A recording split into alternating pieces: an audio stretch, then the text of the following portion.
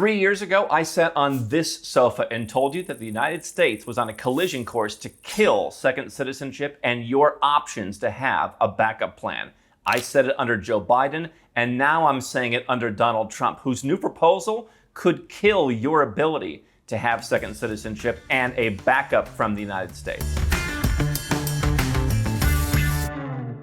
And this all ties into Donald Trump's new travel ban. You may have read about this in the news. There's 43 countries being targeted, some of which have to do with the second citizenship industry. So I'm going to walk you through what's happening in the news. I'm going to give you my thoughts on what the U.S. government could be thinking and what actions they might take. And I'm going to tell you how you can still protect yourself, whether you're an American or not, because I do believe everybody needs a second citizenship because you do not want to be a slave to just one country.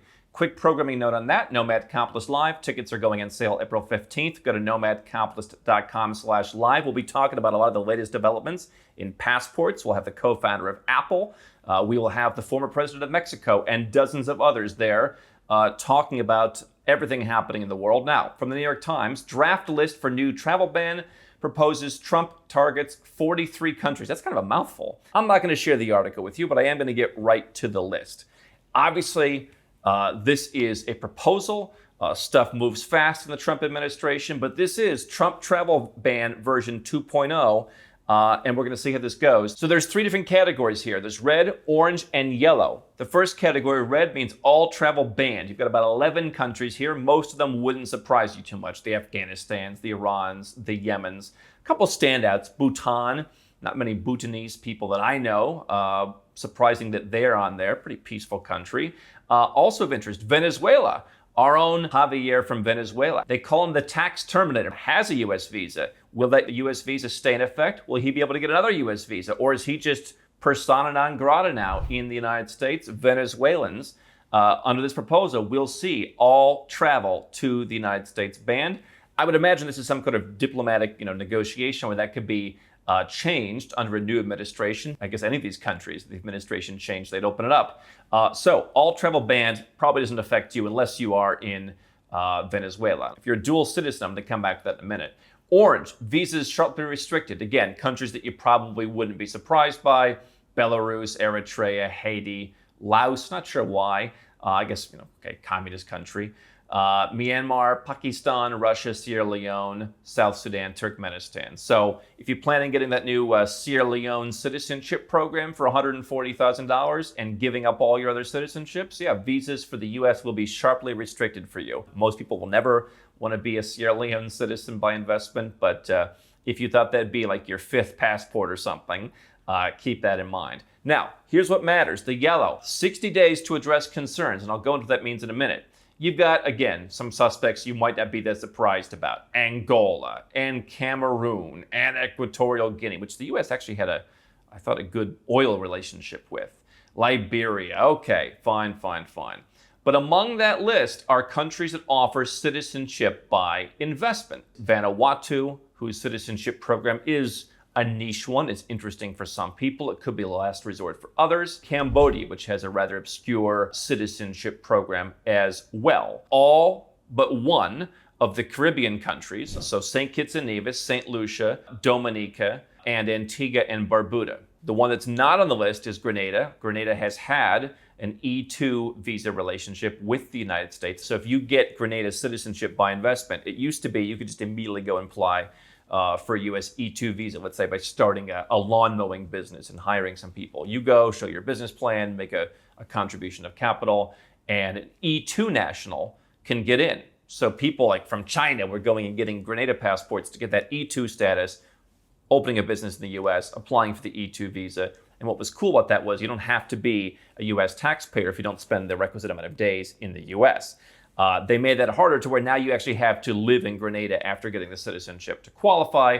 They imposed that connection requirement. But perhaps because of that E2 relationship, Grenada is not on the list. And so those countries have 60 days to address concerns of the US. The article says it is not clear whether people with existing visas will be exempted from the ban or if their visas will be canceled. I'll comment on that in a moment. Nor is it clear whether the administration intends to exempt existing green card holders who are already approved for lawful permanent residence. I've said for years, green card's perhaps one of the worst statuses that you can have.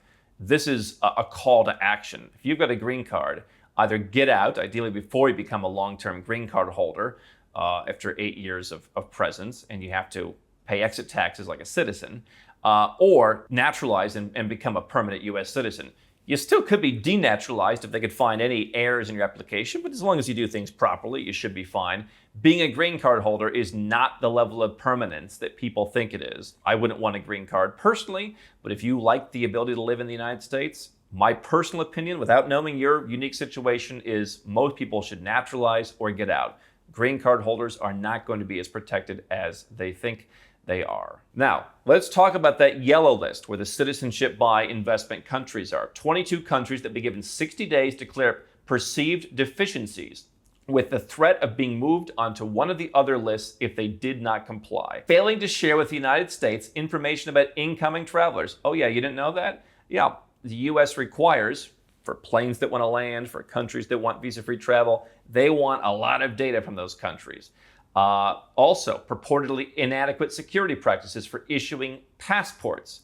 That would be targeting citizenship by investment. This idea that somehow you can go to a lot of countries, including countries that have visa-free access to the United States, and the naturalization process doesn't really require that many documents. But when I went through the process in St. Lucia, for example, and we help our clients get citizenship by investment all around the world, I've got to disclose literally everything I've ever done, every company, everything. And they check. And oh, by the way, they have the systems. We had one gentleman, he wasn't aware that there was a pending issue, and the government in one of these Caribbean countries knew it before he even got it. And so the fact that that is somehow, inadequate security processes for issuing passports, here's what it is. And I don't care if it's Biden, and I don't care if it's Trump. It is a legacy brand country that for my entire life has existed off of the fumes of previous generations. Without really innovating, without desiring to be competitive. Now there's more competition in the world. And rather than welcoming competition as they would claim that they would, hey, we're capitalists, we welcome competition. No, they fight back and they tell little St. Lucia, little St. Kitts and Nevis, hey, you guys offer citizenship to thoroughly vetted people in exchange for donations that builds affordable housing and roads and schools. And yeah, we don't like that our citizens can get your passport. And if they wanted to, give up ours and go and live in your country tax-free. A lot more people are realizing, our clients who have $1 million in liquid assets or more, yeah, why would I want to pay taxes in the US, which get wasted at such a high level, when I can get a second passport and go and live in a tropical paradise or anywhere else they choose and potentially pay zero tax free from the interference of the US? The other issue is selling of citizenship to people from banned countries. So what I think that we'll immediately see is a lot of these Caribbean countries will go and say, okay, fine, Venezuela is on the red list. We won't sell Venezuelan citizenship.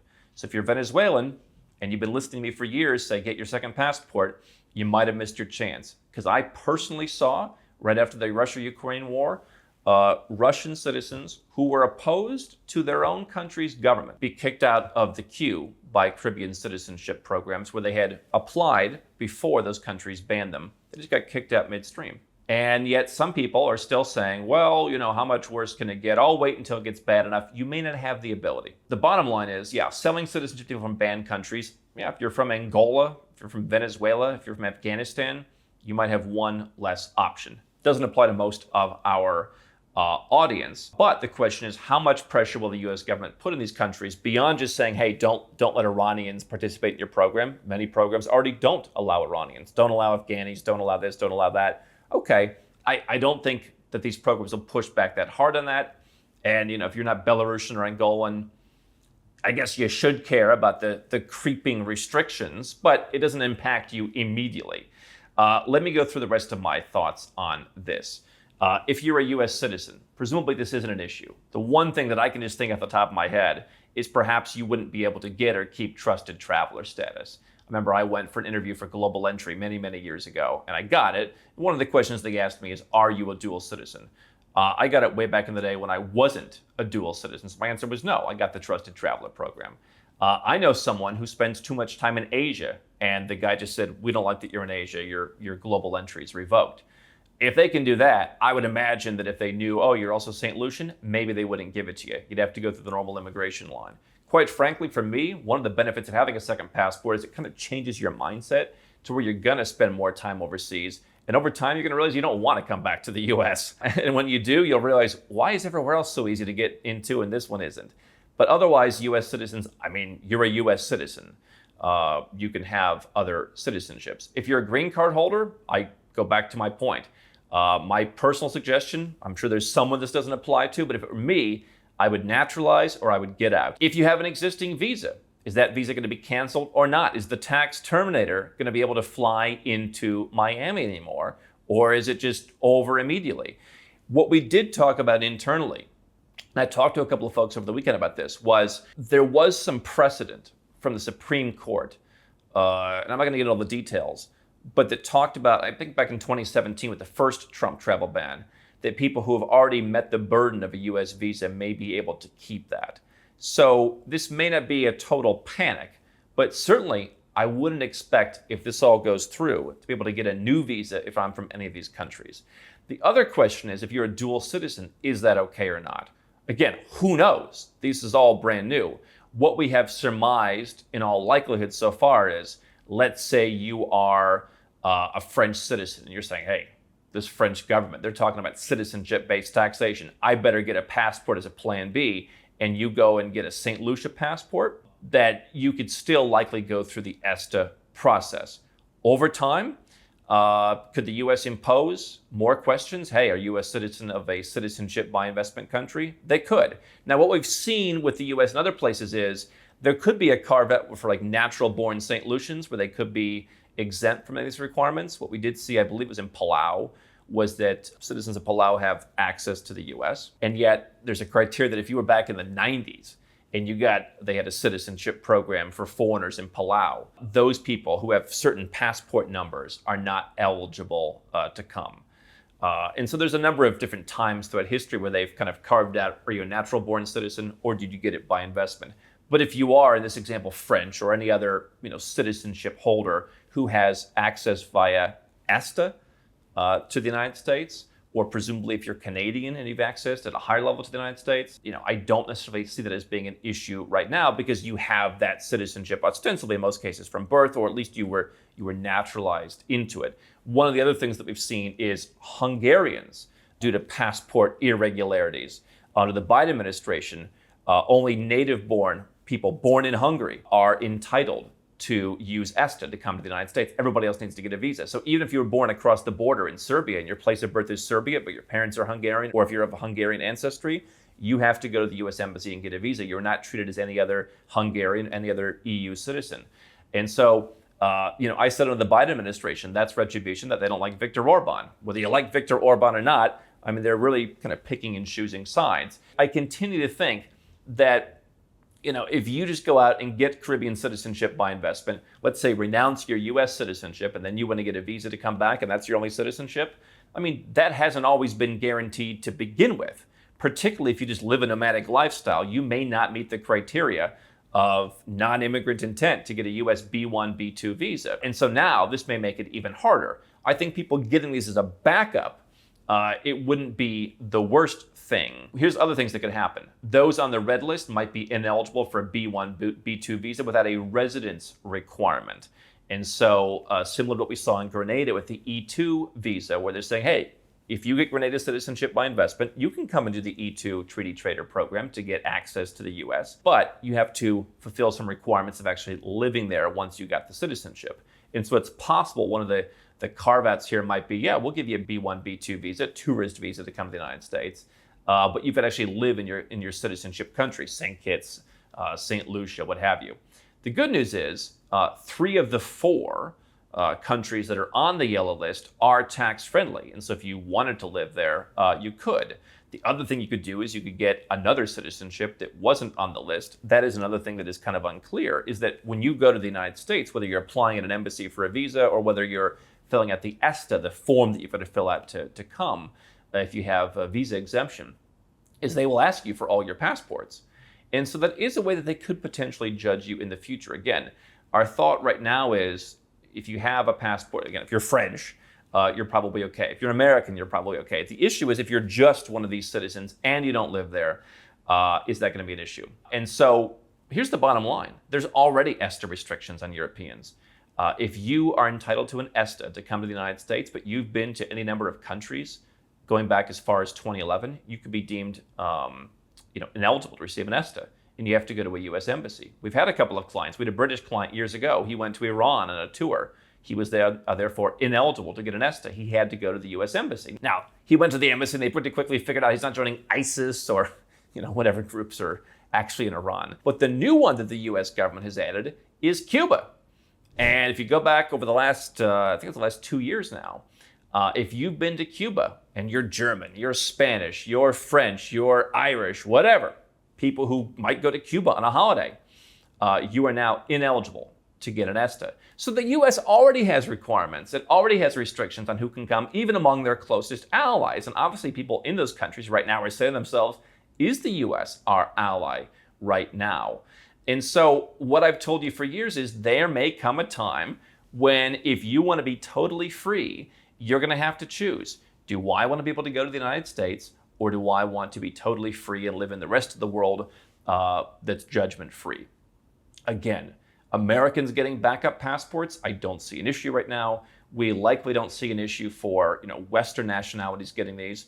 I do certainly think if you are of a country that needs a U.S. visa and that is looked down on by the U.S., i.e. your country has a high visa rejection rate, yeah, getting a Caribbean citizenship probably isn't the best way to endear yourself to the United States right now. But my point is the U.S. that important to you? And here's the decision that I've made in my life.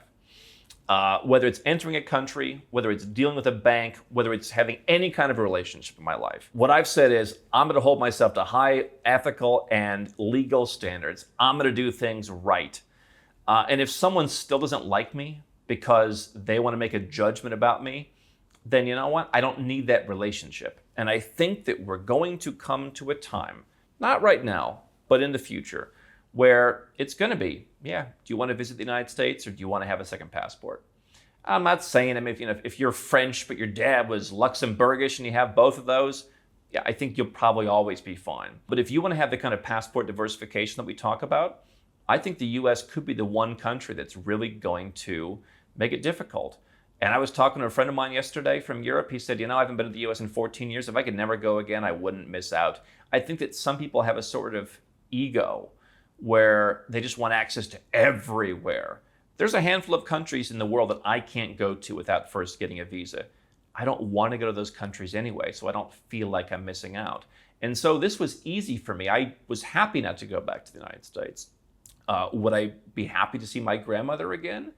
Yeah, that's about the only reason I would go. And you know what? She's very understanding and she supports the decisions that I've made, and we talk online all the time. But I think for everybody else, you're going to have to make a choice. And it might be, hey, if I want access to the U.S. and I want to have those extra passports, I'm either going to spend more.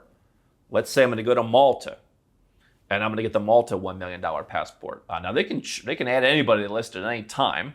But Malta right now is not on the list. Am I going to spend $1 million to get that top quality TRA passport? That's a choice that you have to make. That's the kind of choice that we walk our clients through. We walk our clients through these exact scenarios all the time.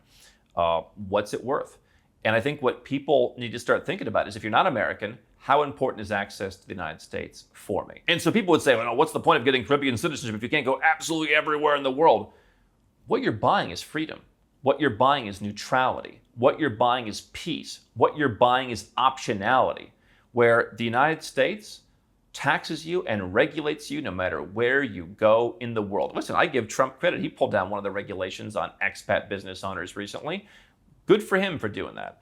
But the United States still follows you all around the world. If you want to live in the U.S., you play by their rules and you pay what they ask. But if you're like me and you don't want to live there, why should they keep following you around? And I think we've talked about more countries want to do that. But as more countries, France, Australia, Canada's talked about it, want to impose more restrictions on their non-resident citizens, if you want the freedom to say, you know what, I don't agree with you guys, let me go. This is where they are coming in and saying, no, we're going to impose all kinds of restrictions and say, oh, suspicious people coming in, as if every Iranian's a bad person. And even once they ban the Iranians from the program, which they already have, oh, this guy's suspicious, this, that, the other. People get naturalized in countries all around the world every day. This is about cracking down on competition. And your backup options, if you don't want to go through citizenship by investment, check your family tree for citizenship by descent, go somewhere, live there, naturalize, or go through a fast-track naturalization program where you're making a serious business contribution to a country and you can get put on a fast track. Those ways you would probably get a citizenship in a country that's not on the list. But quite frankly, I don't think you should live your life to cater endlessly to the US government. Follow the law, do what's right, but if you just have a disagreement, like they don't like St. Lucia and you do, okay, you should do what you want. That's what this is about. My life is not about, should I do every single thing so the US government likes me? They never cared about me in the first place. They never would have rescued me. They never would have sent the fleet. They never would have sent a helicopter to evacuate me if I got stuck somewhere. They never cared about me, and they don't care about you. It's a giant leviathan. They don't care about their citizens. And now that the citizens are realizing that, they want to shut down the exit routes. I don't think this is, again, any reason to panic. In fact, I think, quite frankly, now's the time to get second citizenship in one of these places if you want it, before it becomes even more expensive. Go to nomadcapitalist.com/apply if you want our help. We will walk you through how important visiting the United States and all sorts of other factors are. We do not just push passports down people's throats the way most companies do. We actually listen. We ask questions, both strategic questions and human questions. What is it you need? What is it you're trying to accomplish? We will input, hey, you can't do it that way. Oh, I didn't know that. Okay. And we'll give you a holistic plan of what you need to do. No one can predict what Trump or anyone else is going to do a month, a year, 10 years from now. But we can give you the best plan for making sure that you are protected. Go to nomadcapitalist.com/apply. We'll be happy to help you. If I listen to everybody say, this is the end of Nomad Capitalist, most times people say that, Nomad Capitalist shoots up. This is not the end of us. It's not the end of citizenship by investment. But that's my thought on the plan to kill second citizenship. And quite frankly, rather than saying, yes, please continue to take away my freedoms, I would be running in the direction of freedom.